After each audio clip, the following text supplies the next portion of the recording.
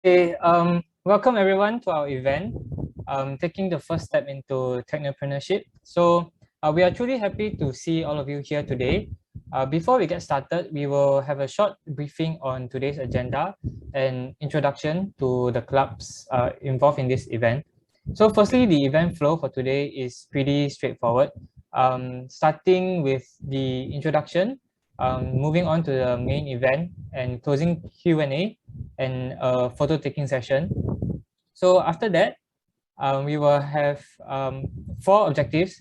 We're going to be talking about 4 objectives for today's event, which is to bring awareness about how entrepreneurs start and manage their own technology business, to foster camaraderie and inter-collaborations between Taylor's Agents of Tech and Taylor's Business School Society, to bring awareness about how technology and entrepreneurship comes together, as well as spreading awareness about how to bring an idea and turn it into a business and overcoming the challenges faced. So about our clubs. So the 2 clubs involved, which is Agents of Tech. So we are the official technology club in Taylor's University, and we devoted ourselves to the gaining and distribution of knowledge of anything technology related to students who are interested. And our mission is to bring more valuable knowledge and develop technological skills in students to be ready for the working environment of the 21st century.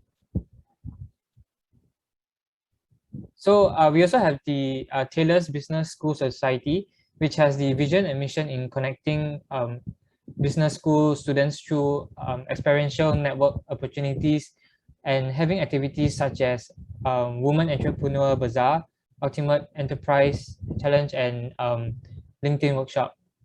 So finally, we are honored to have Julius here with us today. So Julius is the CEO and founder of Arrivo and is enthusiastic in technology. He wanted to challenge himself with making an impact on the world with a startup company. So Julius also wanted to make a culture change for the new generation and champion a people first and leader last working environment. So without further ado, I will pass this time over to Julius to start the main event. Thank you. Hello, everyone. Nice to meet you this afternoon. It's great to be here, and thanks for having me again. So actually, yeah. So first of all, let me introduce myself. I'm Julius, CEO and co-founder of Arrivo. I used to be a student at Taylor's, and it's a great pleasure to be here. So before I started, I just wondering. Has anyone here actually has their own startup company, or they actually think of trying to build their own startup company? So yeah, actually, when I had this idea, it was happening when it was actually at the final semester that actually I have the opportunity to work together with one of the venture capitalists for my final year project. So at that moment, I have no idea for anything about cryptocurrency. So my final project is basically building a trading bot for cryptocurrency. Many people actually tell me that, like, oh, if you're still doing that today, you might actually making a lot of money. But then, yeah, I guess like we may never know what is going to happen in our life. So I think today I just prepare some more students-friendly content for technopreneurship. So because I'm actually coming from a tech background, so before I started, yeah, so my name is Julius. I actually graduated from Bachelor of Computer Science, and then what I have learned in uni is involving with technologies, and then yeah, so this is me when I'm still in Taylor's. So yeah, I have my student times in Taylor's, and this is me, a picture that I've taken after my presentation for final year project. So we basically created an automated trading bot for cryptocurrency, and then yeah, this is my convo. Yeah, I believe that some of you here, you are still very new to this thing, and very unfortunately, most of you haven't tried campus life, and I think you may actually like it a lot. So before I go to the next slide, actually I have a quote to share. So so this is how I actually have the idea of really go into a startup. So working hard for something we don't care about is actually called stress.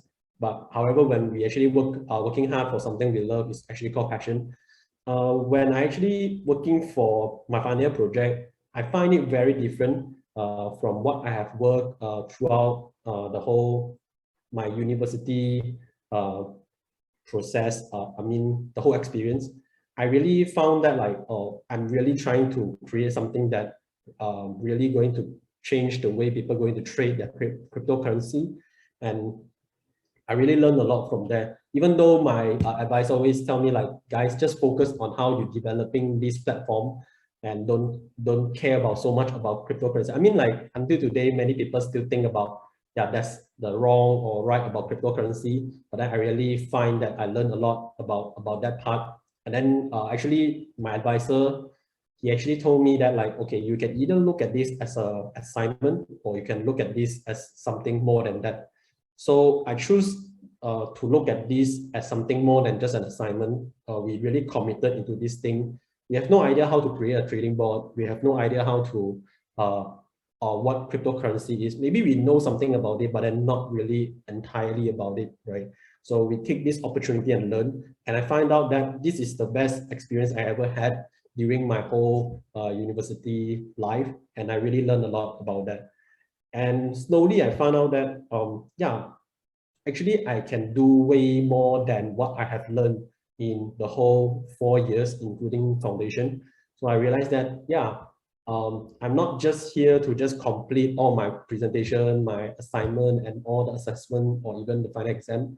I can actually do more than that. And I believe I'm able to take up that challenge. The reason we did not continue doing the cryptocurrency board project is because I just feel like we may have different direction at that moment because we're still very, very young that time.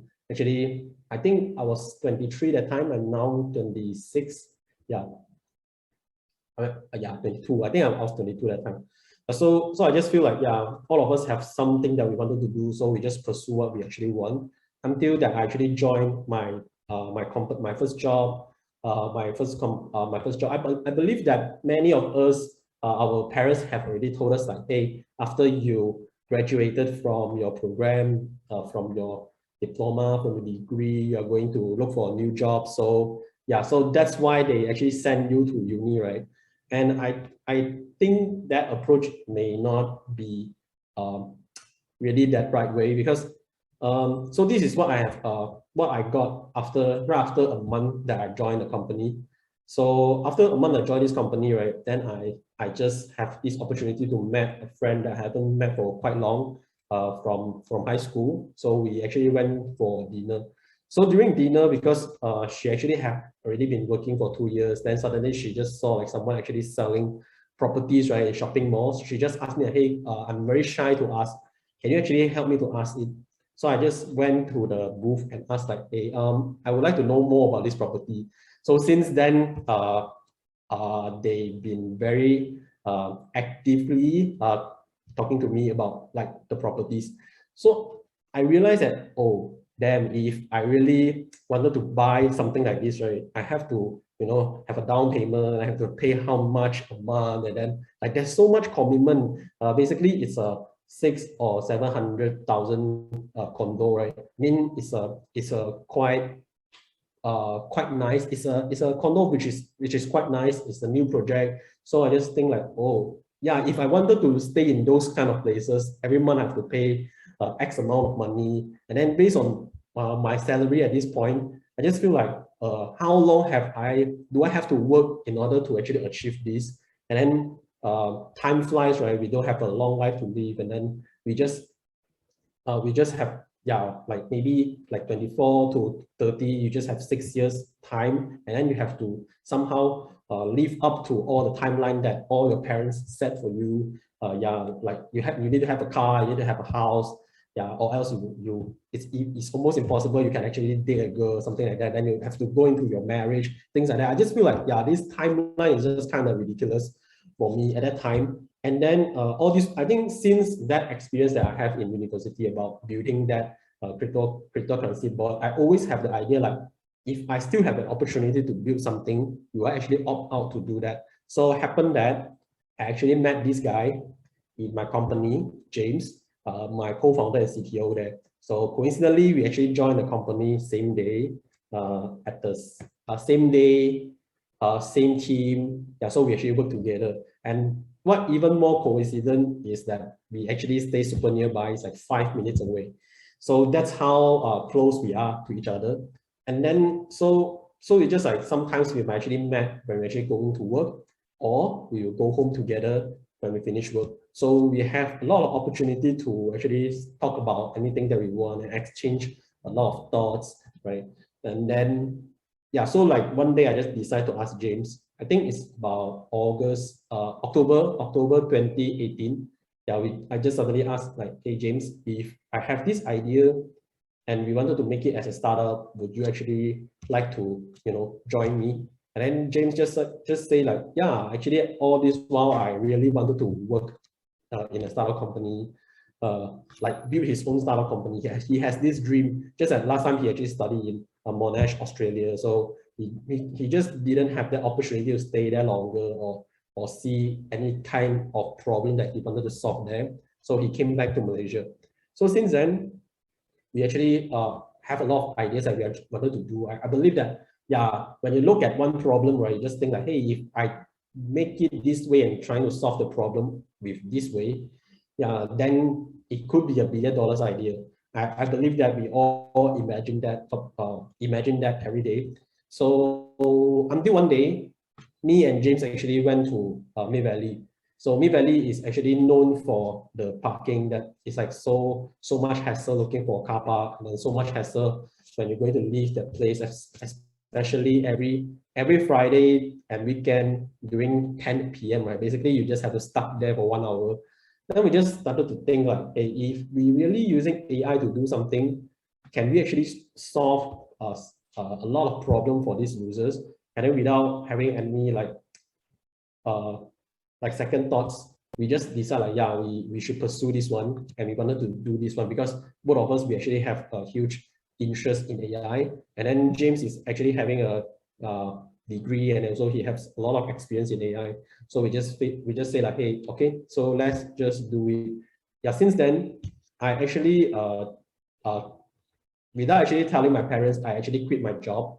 And then I know that this is a very risky move, but then also I understand if I do not make this move, I may never make this move later. Because think about it. If I always tell myself that, okay, I'm not ready for this, I think that I can still be better in my job. Somehow I just kind of feel secure in this place that I actually work at. And then I just never decide to like, okay, I don't want to do this. Then I just like, yeah, I'll just stay in the job forever. And then I also see the pattern in the office, like everybody just so comfortably working there. Like when you talk about why don't you just look at another opportunity, they just be like, it's okay. I just feel like I don't have many things to do here, and then everyone is very happy here. Yeah, everyone is happy there, but then I just feel like, yeah, the happier you feel in that place is just like the more you were trapped there, and then you may not foresee what potential that you actually can pursue. So you may just stay there forever until like one day you are super regret, but then you have so much commitment, like you have house loan, you get mortgage loan, you have to somehow give some money to your parents, your kids, their education. Yeah, just imagine like that's a huge cost. Like that's even more risk than me at that moment. So I just think like, yeah, I should decide to actually quit my job after 6 months and start pursuing this for full time. And James do that after a month. And then there's one thing that I actually wanted to share about this part about looking for your teammate, looking for your looking for a teammate or looking for a team. So basically, people don't buy what you do; they actually buy why you do it. So when I actually quit my job, I actually have done my own analysis. Like, okay, even to the worst case, right? What can be the worst? I got nothing to lose. This is my first job. And then it's just like, okay, even if I quit and after a few months of trying and I fail, so what can be the worst thing? I just go back and find a new job. And then, yeah, so this is the whole thought process. I just feel like, yeah, I'm taking a free fall from a cliff. And then if I fall, maybe if I have any idea of how to build a plane, I don't know how to build a plane, but I just feel like, yeah, and every entrepreneur, they just have that thought like, okay, I know how I actually want to build a plane, and then while I'm still falling, I can finish building a plane and I just fly. So I feel like all the entrepreneurs actually have this kind of mindset. I just feel like, yeah, if I free fall and then I just happen that I cannot complete building the plane and I just die, yeah, I didn't physically die, but then I can just go back to a job and then just start a new job. I don't think that's a big deal at that moment. So I think same goes to James as well. We actually come up with a very compelling reason that like, okay, we are very young, but then people may not actually trust us about what we're actually doing. And then plus, we actually doing something which is very disruptive to this industry. Maybe we just thought about it a lot of time, but then it can be actually very disruptive to this industry. So we are challenging car park industry. And then the approach of car park industry has always been like, they invest into the hardware, like the ticket machine, the auto pay machine, and then they hire a bunch of people in the office just to do data entry manually. So it's just like if you make your season pass here, right, and then someone actually have to follow up for you, they actually have to spend like few days just to make sure that your payment actually go into their account so they can give you the access. So imagine that like they take like days just to process this. It just doesn't make sense for me. We just think like, okay, if AI can just shorten this into just a few seconds, we think this is a very disruptive thing. So startup is always not meant to be easy. And then if it's so easy, then everyone just make their own startup already, right? So however, if that's not the case, and even there's a statistics that's saying 99% of the startup, they fail after second year because they just ran out of money or they couldn't find the product market fit. So in the market, there's no fit for their product. Then they just fail, they just close the business. So understanding all these risks, however, we just feel like, yeah, we should really pursue this thing because it's a big market. We can really change a lot of people's life because everyone drive and then they have to somehow pay their parking. So at first we thought this is what we're actually trying to solve until we find out that, okay, there is even a bigger reason why everyone is suffering from this is because the existing solution in the market is this. And then the people who actually manage the car park have to have only one option, which is buying a solution from them. So if Arrival can actually somehow contribute to this industry, because this industry is not going through the industry 4.0 yet, so many things is still in manual and not being automated. So if Arrival can actually make that kind of impact to this industry, that will be a very huge impact, and then the whole industry can actually go into the automation. So we thought about that and we say, okay, let's do it. So what Arrival does is we actually use AI to recognize license plate.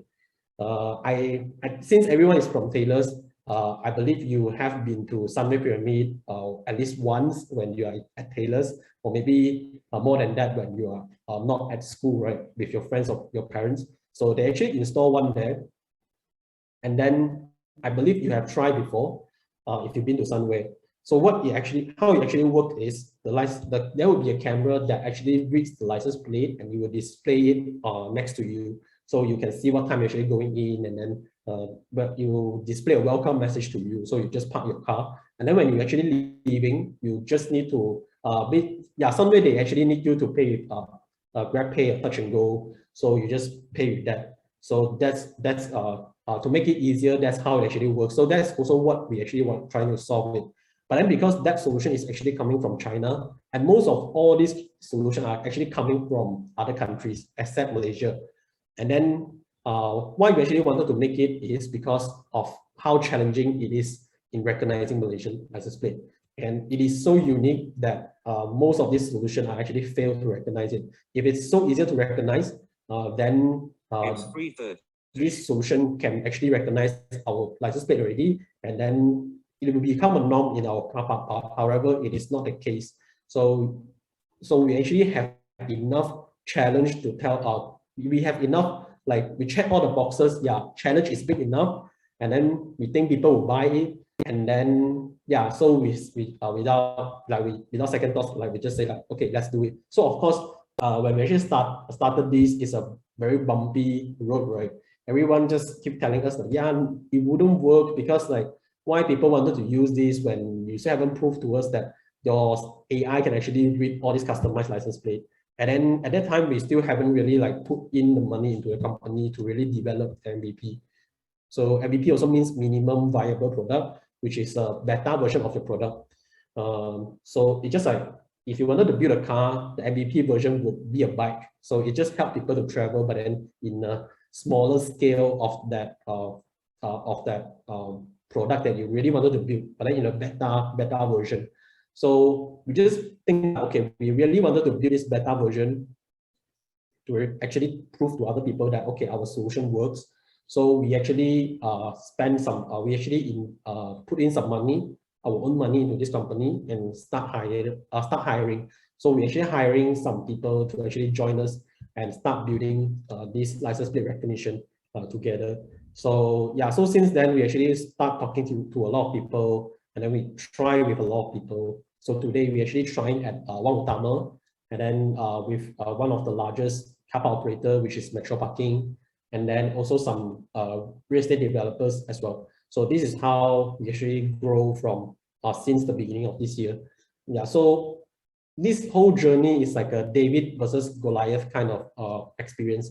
There are so many big boys out there. They have been like they participate in this industry for so long, and then why people should choose us, right?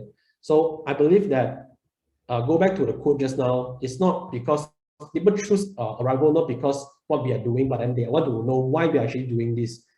If we are just doing the same thing as what exists in the market, I guess no one will actually pick us because yeah, they will just go and buy those solutions if no matter how they are a big company, and then things are being more consistent, right? Because of the quality.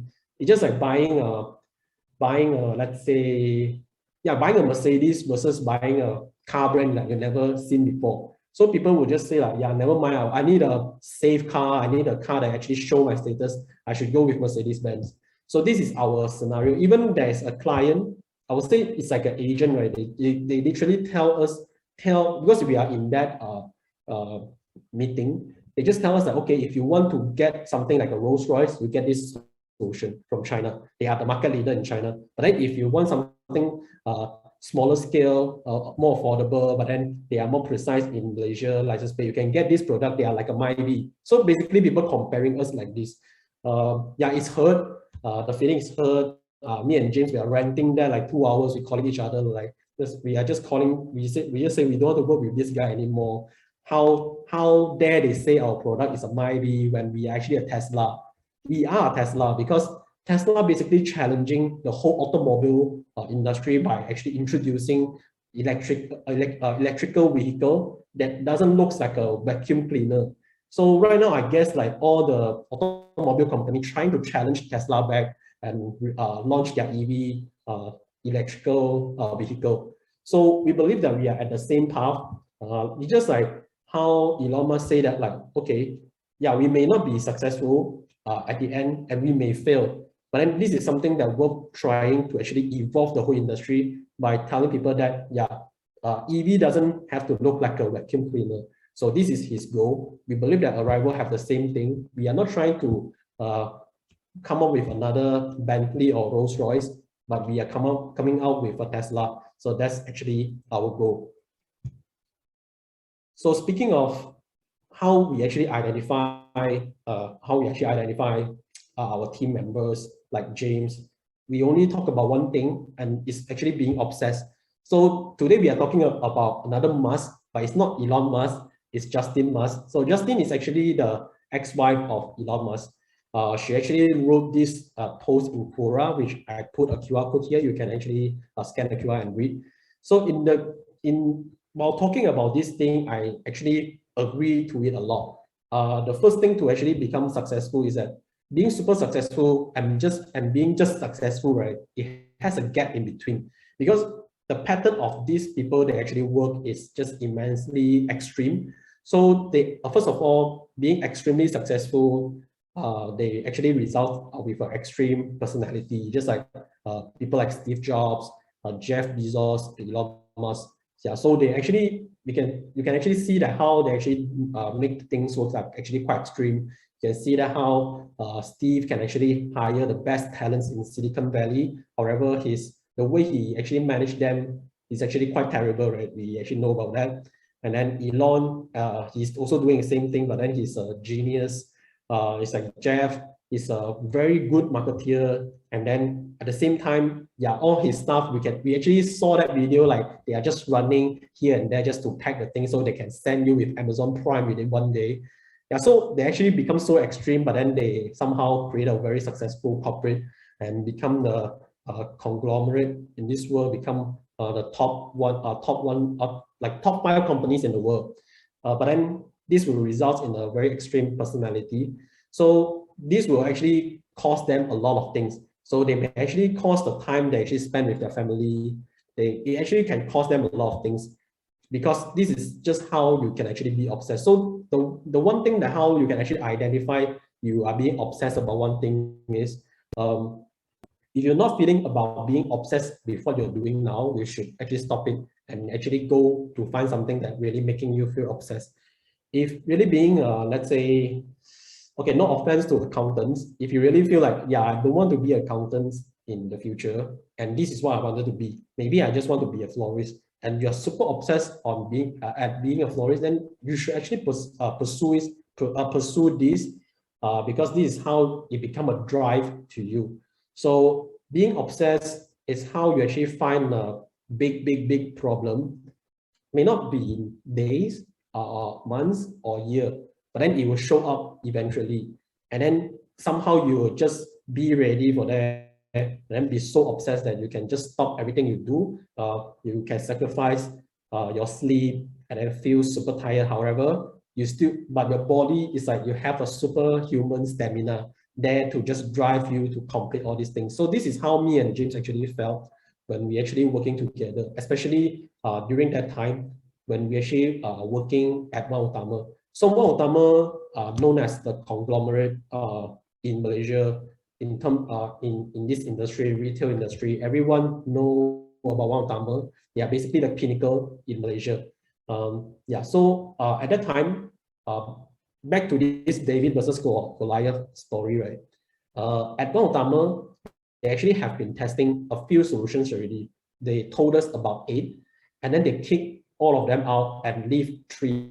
So these 3 will become the finalists, and then they actually moving forward to their last phase of the testing. Because of our mentor, we actually get this connection to actually work with Ultima, and then we actually joined 1 week before the testing. So imagine all these companies have already tested them more than a year. They have been super ready. They fine-tune everything just because they wanted to work with Ultima. So same to us. But then in comparing to them having for like the time frame is 1 year, we only have 1 week, and we actually have to complete that. It's just like super intense that because this is the first time actually working in a shopping mall, and then there's a lot of things that's so different from what we have done previously in the residential buildings. So residential buildings, you pretty much have most of things in control. But then in a more like Mount Tama, basically you just have so many things that are so unexpected all the time. Yeah, so working on this project make us like become level 1 to level 100, like 0 to 100 real quick. We really learned so much. So we almost got kicked out by the management because like we cannot complete the things in time. They told us like you have to finish this. If you really wanted to participate in this testing, you have to complete everything in 1 week. However, when we actually finish like part A, but then part B is not there. So they're just telling us like, okay, if you cannot finish part B at afternoon 3 p.m., you really have to pack your things and go.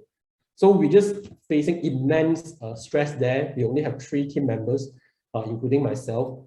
And then this is what we can do. I mean, like, we're just standing there like, doing our coding, and then while everyone is pushing a trolley, just looking at us like, well, what are these people actually doing there? So we are basically hiding behind the car and then doing our coding, and everyone pushing a trolley, just looking at us.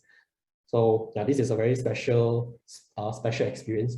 And then even the head of IT, he just came and saying that Team Arrival, your product is just looking like a school project next to this company. Like this company basically is yeah, so basically they are a unicorn company, Hong Kong-based company, very good in doing AI, in recognition. So basically they are so big there in China and Hong Kong. So they say like, yeah, but then next to them, you guys looks like a school project. They say, yeah, we know, but yeah, we just here to tell you that Arrival can recognize better than anybody else. So after a few times of trying to kick us out, they fail because we just keep telling ourselves that like no matter what, we are here to stay. I believe that we do not have like proper lunch or dinner there every day. We only have like I will just go and buy water and bread, and then we just put inside the trolley, and then we just start doing our coding. So that's how we actually experience this thing. And then because most of the people who are doing a startup, I understand from my own experience is that my parents would not understand at the beginning. He just feel like, yeah, you're just going to daydreaming, become a billionaire one day, which is not going to happen. You should just go and stick to your job, and then you should just stick to your job, and then yeah, slowly you climb the corporate ladder, and you might be there one day, but then you will live a good life. I think it's an okay life, at least you don't have to worry about so many things, right? But then usually this is like a misfit, me and James. So in my position, I'm a misfit because in my family, my sister basically got a scholarship from KPMG, like full scholar. So she offered opportunity to work in Singapore. And then so you can see the contrast. I'm not getting any salary for until now. So it's like more than 2 years for not getting any salary, comparing to my sister, who are really living a good life in Singapore. So obviously my parents is there comparing us. But I'm not saying that I can't understand what they are thinking, because of course our parents love us. They just worry that we are taking so much of a risk and then we fail. They just want to see us fail, and then they, rather than seeing us fail, they just want to like say, yeah, maybe you just stick to this. I know that you're really eager and really want to prove yourself or challenge yourself. Why not just stick to this? I think maybe the words are actually very harsh. So like, yeah, my parents become a motivation for me now and then. So back then, I just feel like, yeah, you guys just watch me. I'm going to prove you guys wrong one day, and you guys will be so wrong. You will just like feel very bad. Until today, they become my motivation. That like, I think because they finally understanding what I'm actually doing, I believe that this whole experience will just this thing will not be instant, because startup is a misfit, like I say, it's a misfit. You're going to live your life before successful. Of course, before successful, you will live a life through a very extreme, challenging way that no one will actually understand you. So even the people who is so close to you, right, like your parents, your closest friend, your partner, even like your girlfriends and boyfriends, they may not just understand like why you are so obsessed into this thing, why you're committing so much into doing this. This may not be successful. Why are you doing this? But then you are just so obsessed with your team that you guys know that, yeah, we are just going to be successful no matter what. There's no plan B for us.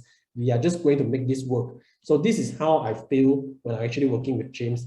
We at that moment at Mount Tama, we are still handling another project. And then I'm just keep telling the manager like, okay, we are doing this, until like the security guard riding motorbike say, keep your things down. You guys don't even know what you guys doing. So you can imagine that like a parking guy just come and tell you that.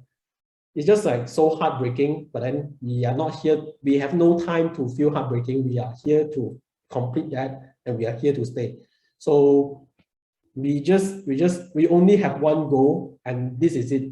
Even at midnight, I remember we just want to show them on Monday that this is going to work, right? So me and James, we are working until 6 a.m. Like 2 days, and then just like, so we are so freaking tired, but then we also feel so happy when they start recognizing license plate consistently and okay, and keep up the speed like the competitors. Until now that, yeah, it become even better than our competitors. Yeah, so we just feel like, yeah, the first thing is really being obsessed. Then the next, so this is us in our first project. In this project, we also work like crazy. Like James basically staying at my place like almost 4 a.m. because we are staying so nearby, right? So I will just drive him home. So he basically come to my house, like it become his house, and then we are just working until every day 4 a.m. just to make it work. So because this is our first project, and then after we actually deploy there, all the residents be like, oh my God, this thing is so fast. We don't want to use the access card anymore. So right now they fully not using any access card anymore. They're just using the license plate recognition. Yeah, so like the former president of the United States, he actually say that every accomplishment actually starts with a decision to try. So without trying anything, you may actually know how big of potential you actually have. And then I just believe that like, if I never try, I may just stay at that company and I never know that I have such potential with my team. I may not actually achieve a lot like our peers like Custom, Grab, this kind of unicorn status company. But then we believe that we have a purpose. We're going to change the world by what we're actually doing. So without actually, you never try, you may never accomplish what you're actually thinking of. So this is what I thought when me and James really jumping into this thing. We may not know where we're actually going to, but then, we just feel like, we must have faith in ourselves at least. If we don't have the faith, we just try another way that makes us believe that okay, at least we can convince ourselves that okay, this is going to work, so we can convince another one, which is a customer. So this is how hard we're actually trying to do the things every time. Yeah, so before Q&A, okay, actually make us more notes, and actually want to tell all of you.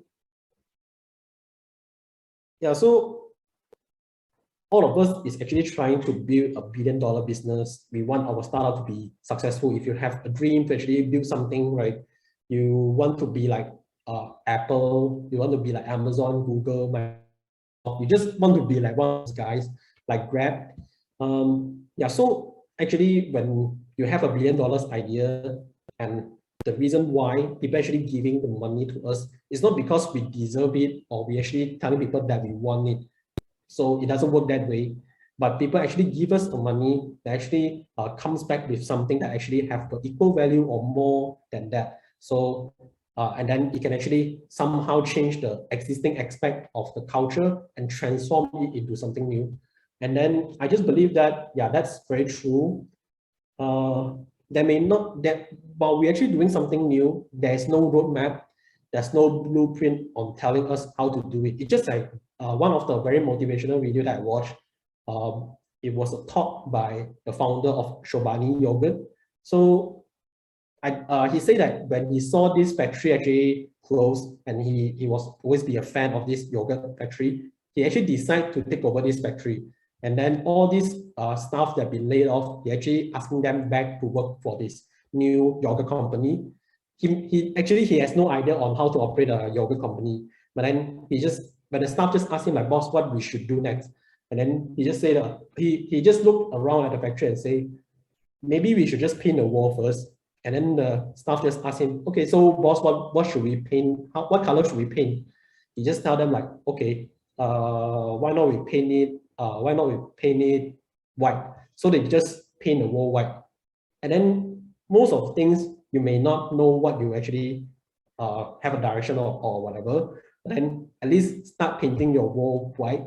And then, so because this thing has no blueprint, it has no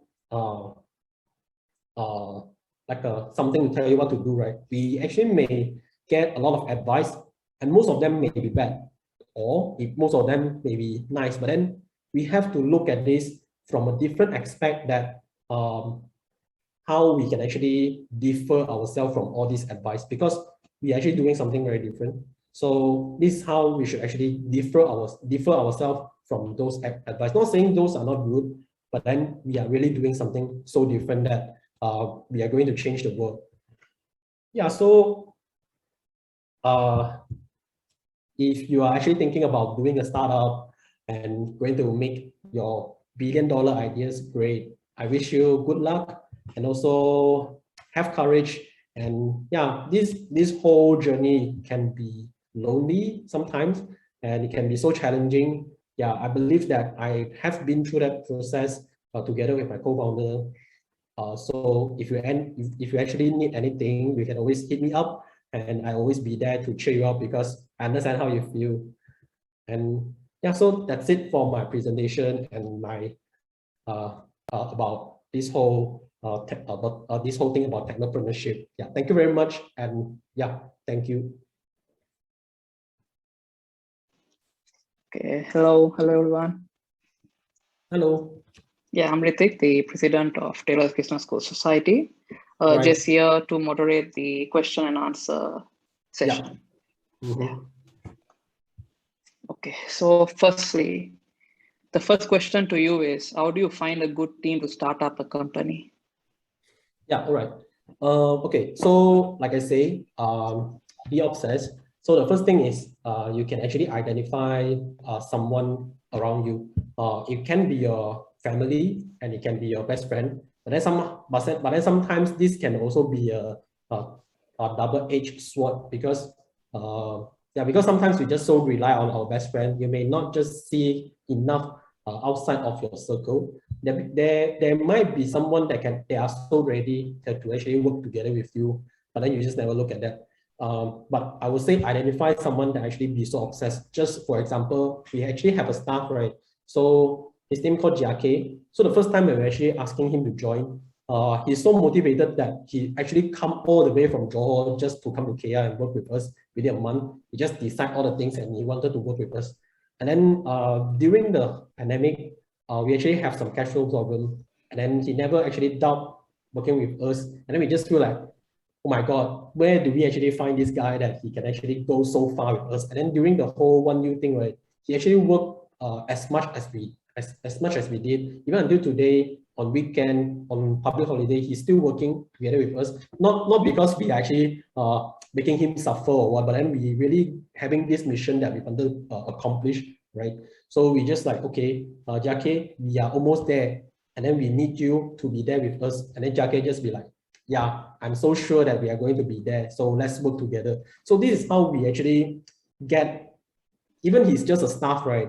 But then somehow he can actually carry a same mission with us just because of the obsession. Yeah, so I believe that looking for someone who carry that much of passion and obsession, this is the first thing that we can actually look at. So I know that skills are also important, but then we hire for the attitude, skill can actually be developed later. So I think that the key thing is the obsession and passion. All right, thank you. The next question is, how do you start up without having much knowledge about business as you come from a tech background? Do you read books about business? Okay, yeah. At the beginning, when we actually joined, me and James, we actually joined BizPod at Taylor's, and then we actually really feel like we lacking so much about this part, and then we only know how to build the technical stuff. Like we don't even know how to do the P&L. We don't know how to do accounting and stuff like that. We don't know how to do a proposal. Yeah, so all this while we really got rejected so many times. And then, yeah, we really learn from it. So I would say that it's very important to find a mentor that can actually give you a lot of good advice. Just like me, that I actually met, I'm so lucky that I actually met my mentor. So they also look at us like, yeah, I'm not here just to put the money and then you work for me and then so I can get my 10x 2 years later. But he actually, both of them, they actually look at us like we are a team. So if you have problem, if you have any problem closing your sales, just come back to me. I'll just give you some advice, or I'll just show up the meeting together with you so we can close it together. So this is how important your mission is, because if your mission is big enough, you have a purpose, yeah, people eventually will actually join you, actually be there with you even when there's nothing. So I think that, yeah, we have to build a very strong purpose that we not only we convince ourselves, we also convince people to come and join us when we actually have nothing. Yeah, so I believe that, yeah, you may lacking some part of the background of what you actually wanted to do, but then if you have a purpose which is strong enough, yes, somehow you can convince people who have that part of expertise to join you and then actually build a strong team and then work this out together. All right. The next question is, what was your end goal when you just had the idea about the startup? Okay. When we're actually building this startup, my goal is always looking to be a unicorn. But then, it's easier to say than done, right? So, but however, these days when I actually doing my own fundraising for the company and we're actually closing it, while talking to a lot of investors, we really realized that okay, so what's the point that we actually wanted to do this, to build a rival? Do we just want to keep raising money until one point that, okay, yay, we declare ourselves as a unicorn company. However, we're just not making any money, or we just become profitable. Maybe it's not so sexy about that valuation, but then we are actually making money. So we're just taking these two as a balance. It's just like Airbnb. They can be a unicorn at the same time they're making so much money, or just like Bumble and also Spanx. So both of these companies are actually a very good example, leading by a female co-founder, a female founder. So they actually do not raise any money, but then they reach the unicorn status. So we just feel like, yeah, the end goal of doing this is like, yeah, you make your impact. At the same time, you really prove that, yeah, you are not here just to be sexy for fundraising and become unicorn company, but you are here that proving that your idea is making so much money that people cannot say no to you. Yeah, so that's what I think. All right. Okay. The next question is, how much startup capital did you start with? Can you start an IT business without having IT knowledge? Okay. I think you can start IT business without any IT knowledge, because I just believe that there is so much tools, so many tools in exist in our internet these days that you can just reach out and use without actually having any coding knowledge. So it's just like you can just build website with drag and drop.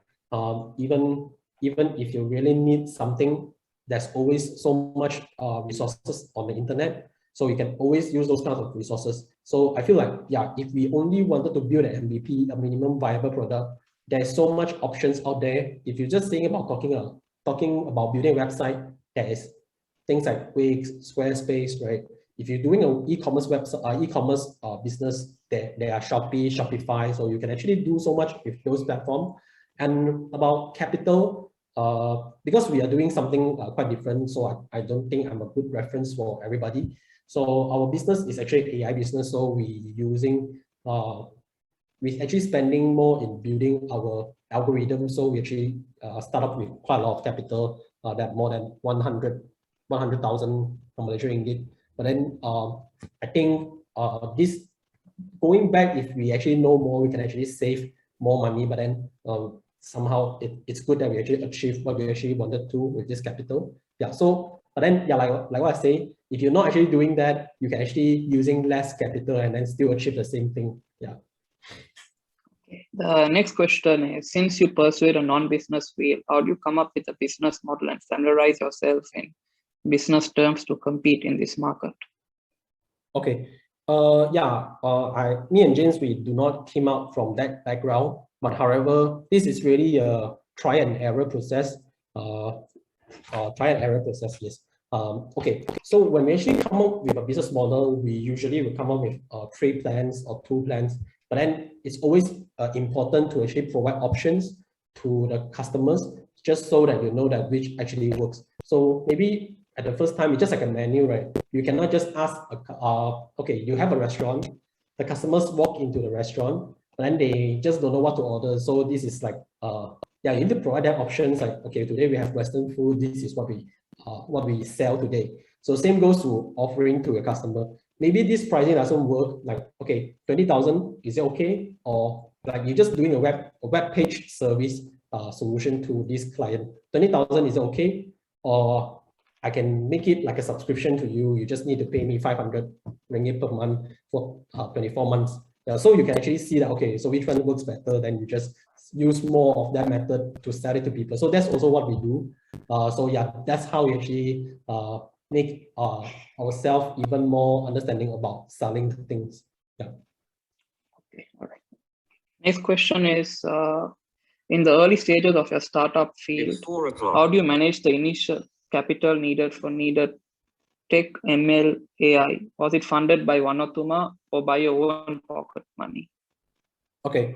For the AI, actually, I would say that at first we made some mistake on training our algorithm on AWS that really costing us a lot. So we actually built our algorithm there, but however, we actually train it offline. So yeah, the algorithm runs on AWS, Amazon Web Service, but we actually train it offline by ourselves. So we actually getting the credits from AWS. So every startup company which register their own company can entitle for 5,000 ringgit credits. So you can actually apply to that. So we're actually still using that credits for our algorithm. So we actually do so we using that. For One Utama, we did not get any funding from them. So we actually we actually sourced the hardware like the cameras, the servers by ourselves within a budget of 10 to 15,000 ringgit. So we actually buy all the hardware, and then yeah, so the algorithm we just plug into it. So we just run from there. All right. Okay. Thank you. Your next question is, what is your favorite quote that you go by? Okay, so I think be obsessed is definitely one of them. But then I actually have one of my all-time favorite is actually by my favorite athlete, LeBron James. He said that when they actually defeat the favorite Golden State Warriors, he actually said that like the man above will not actually give you something that so hard that will not actually give. I actually paraphrase a little bit. He will say that he's actually say that like the man above will actually not give you something that bigger than what you can achieve. So everything you're facing in your life is something that you can actually go through it. So I just feel like, this is just a process of my life, and I have to trust the process. I may not solve it today, but doesn't mean that I cannot solve it another day. So this is how I keep telling myself that because startup is just full of challenges. Okay. Your next question is, how was business during COVID, and were there any competitors in the AI landscape that were doing the same business model? Okay, the business during COVID definitely it was impacted because so many commercial buildings are actually not operating at the moment. So what we can do that time is actually enhancing the product and also trying to get more sales from residential projects. So yeah, because residential projects, they are not getting affected even during COVID because people still have to go home and go out, right? So they have to use a system anyway. So we're actually trying to approach more residential projects instead. So in terms of this whole landscape of providing license plate recognition, we do have some competitors. And in fact, most of the autopay company manufacturers, they actually are our competitors. But then we approach people with different methods because they're actually selling hardware. So we can see that like, it's just like buying a phone. Buying a phone last time, you have to change your phone 1 or 2 years, like a Nokia, right? If you want to get something, a new system, then you just have to buy a new phone. But then right now, but you're getting an iPhone, right? You can just update it every year. So we are actually approaching with that way because we are selling AI instead of selling hardware. So if they want to just update the system in the hardware, it's just so damn difficult. They have to buy a new hardware. So instead of keep doing that, you just have to update the system and subscribe to our service like a SaaS. It's like a SaaS service. It's like your Dropbox and your Google Drive. Yeah, you can buy a hard disk, 1 terabyte and store your things. But then there's also risk that you may damage the disk or you may just not bring in when you actually need it. So cloud is always there for you. So yeah, so this is how we actually approach our customers.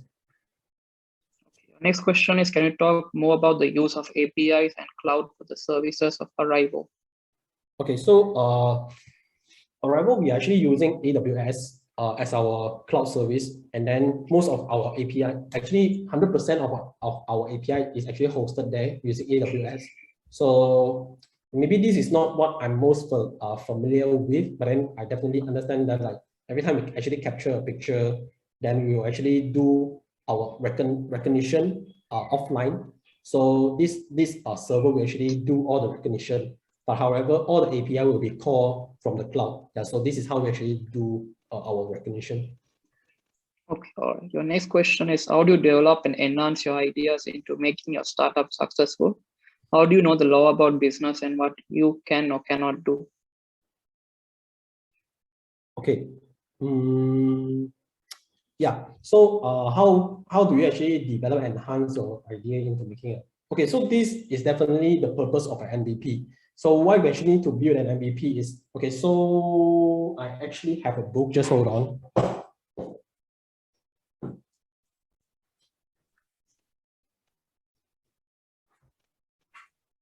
Okay, so yeah, this is the book which is called The Lean Startup. Okay, so this is like a Bible of startup. So everyone have to read it if you want to start a startup company. Right? So this lean methodology is that you build an MVP, but then you test with someone else. Yeah, you may not actually charge something for by testing with this company or this individual, but then yeah, you just get some people to test with you, and then just get their feedback and then just keep on enhancing it. So that's how you actually can start it, just like the methodology that I use from the transportation. Yeah, the person just wanted to transport somewhere, right? A bike or scooter can also transport. You don't have to make it to a car yet.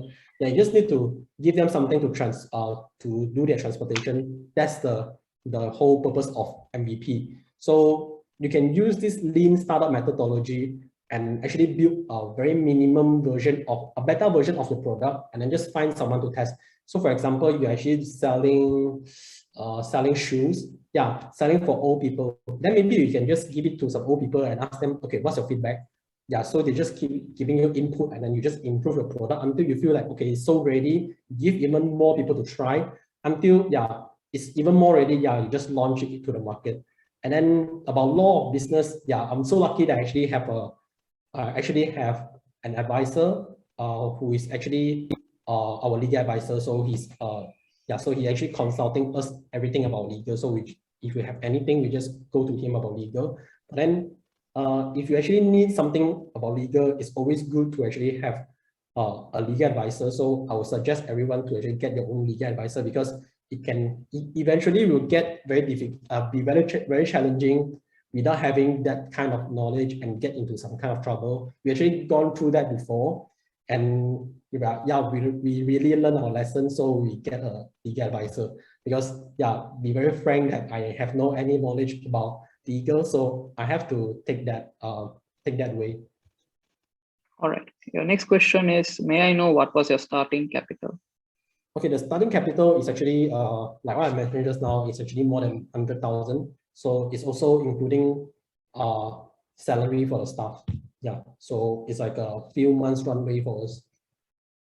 All right.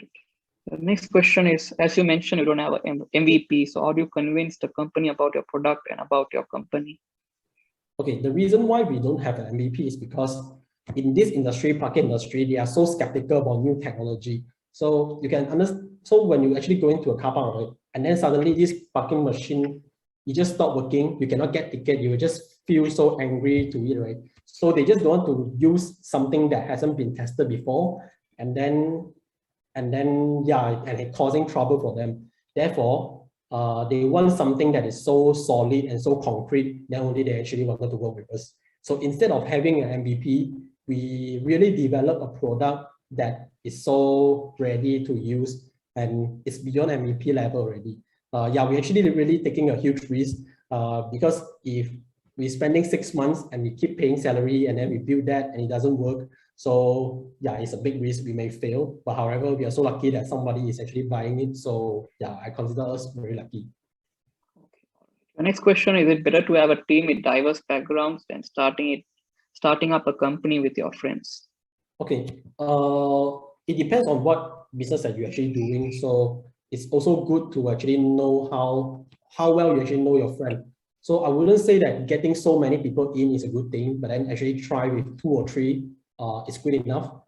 Because first of all, I would say that startup is like something you squeeze as many things as you can without actually paying any money. All right, so it's just like, yeah, you find someone that also know how to do marketing and sales. So you've got 2 things covered by one person, and then another person that know how to do tech, so he or she can take care of all the technology stuff that you need. And then you just have to keep doing sales, right? So I'll say that start with a lean team, just like this lean startup. Anything has to be lean, be scrappy. Yeah, because like even Steve Jobs, he started with walls at his own garage and then he become Apple. So you don't actually need so many things at the beginning. In fact, all you need is that the people who you actually know and how far they will go together with you. Because if you know that, yeah, they can actually go very far with you, they may eventually pick up the skills that you actually need. So this is actually a whole process. They actually may not be the best marketeer or the best developer, but then if they really have the will, they may actually pick that up. And besides, there's always an option which is freelancer. So if there's just some minor things that you actually need, just get a freelancer to do it. Anyway, they are not charging that much. You can also get it from, I can't remember the website, but then you can actually hire some freelancer to do the things for you. So yeah, if there's just one task or two tasks, you can actually get it done by a freelancer. But if you really can get everything done, yeah, try to keep your team lean, because another concern that you will have is your cap table. Because when you're raising capital, investor will actually look at your cap table. If you have 6 directors, eventually that will be very difficult to actually explain to your new shareholders. Yeah, so this is my my opinion about this one. Your next question is, did you compete in any startup competitions during your schooling time? And if yes, would you mind share about your experience? Okay, in fact, I do not compete in any competition before, and I was actually very poor in academic. So I think my final semester and my final project really turned me into another person. And before that, I was someone that always have to retake and resit my exam. Totally, I cannot imagine that I become someone who I am today. That basically I'm not very aggressive and proactively pursuing my studies. I just very bad at remembering things until I have my hands-on with the cryptocurrency trading project. I just feel like, yeah, I can be more than that. I can really apply what I learned into that. So I think I just take a different route than that one. I may not be a good student or participating in a lot of competitions, but then yeah, later on, I just think that yeah, you can still achieve the same thing. But if you really wanted to like go into competition like this or joining accelerators and incubators, yeah, my advice will be join some incubators first, then get yourself ready, and then at least polish yourself with a pitch deck. Yeah, so I think that can be your first step. So join some incubators. So in Taylor's, we have something called Bisport. So you can always try to reach out to them and join them. The next question is, did you have a moment where you felt like you can't do this anymore, and how did you overcome it? Yes, I always have this imposter syndrome that saying that am I doing good enough as a person who lead this company? But then sometimes I also telling myself that if my ideas can actually somehow inspire people and people follow, then somehow I'm doing something as a leader. Just that when I break my things, break the things into details, maybe I didn't excel it so well, but then I just know that what I'm doing it. So we just have to keep reminding ourselves that like, okay, why you are actually doing this? That's why I'm saying that like your why is actually very important. So when you really, I just feel like we are all human. We have time that we actually not feeling confident. We actually feeling depressed. So we really have to find some way to actually keep up the energy. So one thing that I would do is actually doing meditation. So meditation is always like a workout for your mind. It's just like how you're actually going to gym to work out and make your body strong. And meditation is the way to actually for building up your mind, just to make it strong. So you can actually not feeling so focused in your problem, but somehow coexist with them and telling yourself that you're okay. So I think especially in uni, you have to face so many things, right? It's good that you get your mind clear by doing meditation and getting this practice so well. I mean, like, yeah, then in the future, when you really wanted to do a startup or in a job, you will always be stronger than anybody else mentally. The next question is, how do you analyze the market of smart parking? Correct me if I'm wrong, but there are larger markets with larger target audiences. Yeah, smart parking is just one thing, because Arrival ultimately our goal, ultimately we are a computer vision company. So basically we are recognizing things. At the same time, we are actually developing a facial recognition. So not only that we are recognizing license plates, it's 4:15. That's just the first thing that we are going to recognize. Later on, we are going to recognize more things. yeah, so we just wanted to launch more things about AI, and because our point of doing this is because trying to impact this whole thing with AI. So I believe, yeah, it may have other bigger markets out there, but then I also think that in Southeast Asia, this is a big market, especially in cities which is so dense, like Ho Chi Minh, Manila, Jakarta, Bangkok. So I can see how this solution can actually evolve the parking industry there also. Okay. The next question is, may I know what's your revenue structure? Is it by subscriptions or by one time? Both, actually. Okay. Next one is, are you able to start up without having a huge amount of capital? Yes, you can. Yeah, in fact, I saw a lot of people on TikTok, they just doing something like, yeah, you don't have to have capital to kickstart your business. So I actually watch a lot of those. Then yeah, it's totally possible. How do you overachieving your mistake? I just feel like mistake actually makes us learn. It just telling us that this way doesn't work, so we should actually use another way of doing this thing. So I just feel like what I say, there's no blueprint for you. There's nobody telling you what is right or wrong. But then maybe this is the way they're telling you that, yeah, you shouldn't do this anymore in the future. So yeah, I feel like in startup, the best teacher is actually mistakes. So don't try to avoid mistake. It's just like what Mark Zuckerberg say. Back to the days in Harvard, he will actually not avoid mistake, but he should actually try more mistakes so he can be even better. Yeah, even Mark Zuckerberg say that, so I don't think you should actually avoid mistakes. Okay. What hardships did Arrival face? Wait, sorry. Did you come up with your own algorithm? If so, could you briefly explain how did you start? Or did you use tools such as Google Computer Vision? Okay, so for our algorithm, yes, we do it. Yes, we do it everything in-house, and then we basically use some open source tools like OpenCV to do it. So AI is always important to actually get as many data sets as you can, so that can actually helps your algorithm to be even more accurate. So my advice for this one, it doesn't matter which tool that you're actually using, OpenCV or other one, what was it called? TensorFlow. Yeah. The most important thing is your data set. Yeah. So get as many data as you can. Next question is, what hardships did Arrival face during this company, and how did Arrival overcome those difficulties?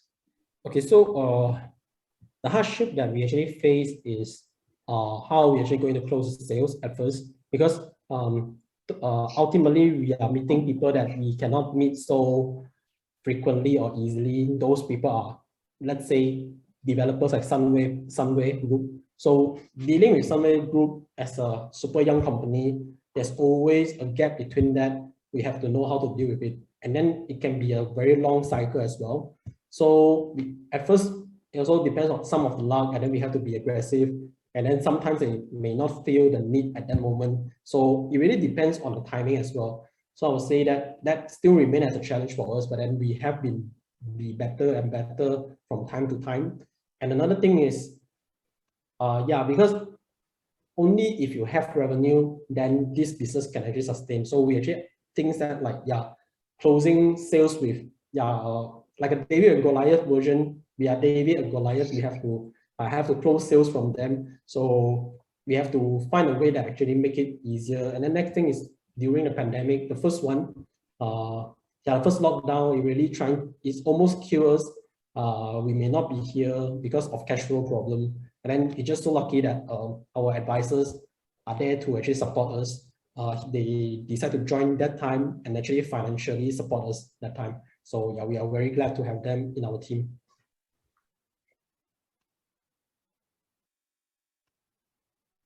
Next question is, do you have any plans for open sourcing? A platform is open source viable for new startups? Not at the moment. Yeah, we haven't planned to open source ourselves yet. Still think it's pretty early, but maybe in the future. All right. can you start a platform website like Airbnb without the coding knowledge, where you not only want display the website to the audience, but also collecting data? Yes, you definitely can do that without any coding knowledge. Yeah, so I do think that like,